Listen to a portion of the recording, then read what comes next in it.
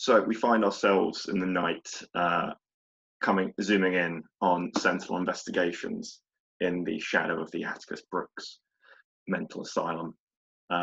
Inside, we find the Archon himself, Mason Cassidy, sat at his desk, just combing through files and just writing down notes, trying to, figure out what information the formerly possessed Andre had gathered on the long night, seeing as now he's coordinating the efforts while the old Andre is indisposed, and Mason is just at his desk making notes.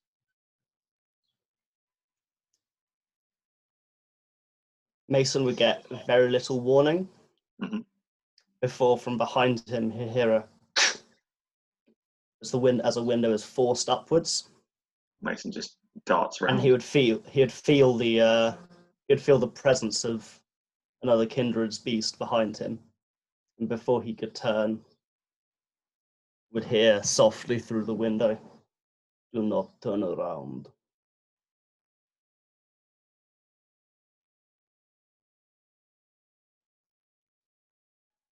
And knowing if he didn't, Yevdekemov would then continue. "I'm sorry for accosting you in this manner." Who am I talking to right now? Am I talking to the bird or to Yevdekemov? "I'm still myself.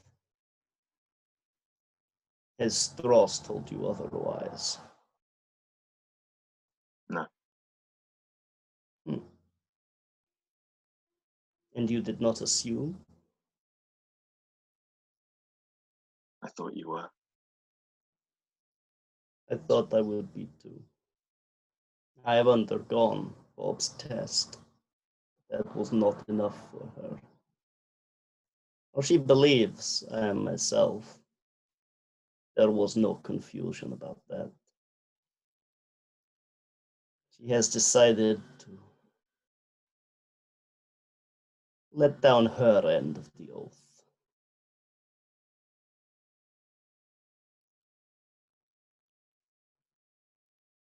So she relinquished you from your oath and then called a blood hunt on you.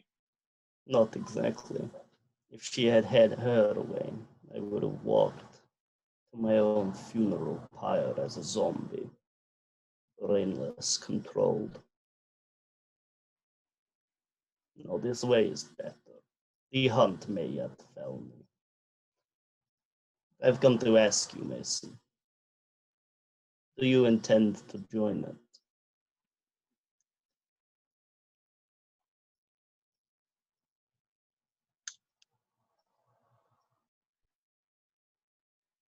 And Mason, you see him kind of lower his head.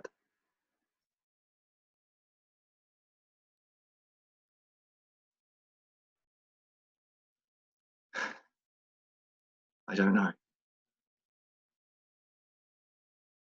Then may I make a suggestion? You have an abundance of goodwill. At this moment, you have served the city well.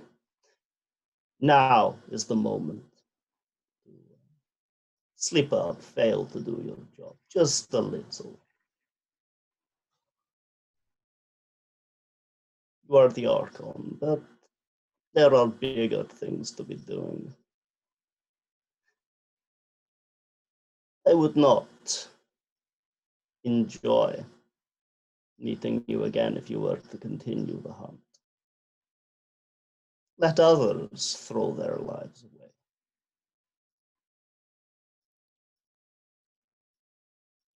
I've been asked to focus on coordinating the long night anyway.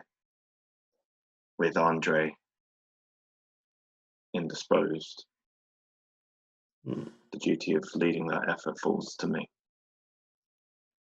Then let that be your primary focus. I will ask nothing more of you. If I'd said yes, What would you have done?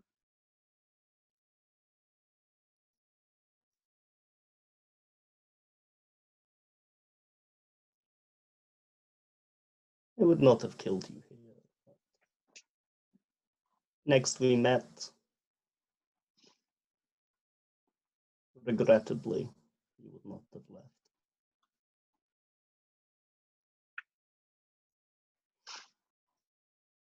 Thank you, Archon.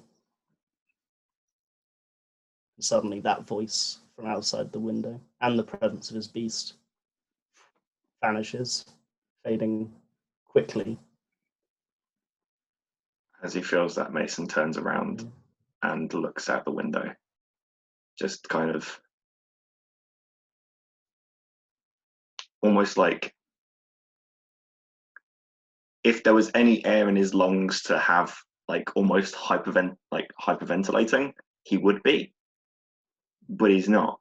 He's just kind of mouth agape, just looking out the window.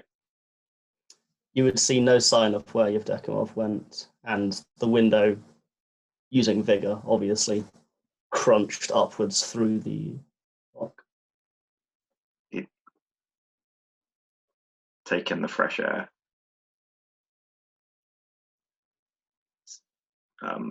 Close the window. He'd go to his desk, not sit down, he'd just stand there, leaning his knuckles on the desk. And then he almost shakes in a mixture of emotions and punches the desk and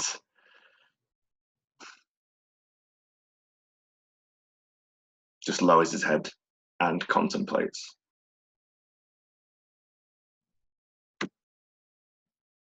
Unless there's anything else Yevdekemov would be doing. No? Okay.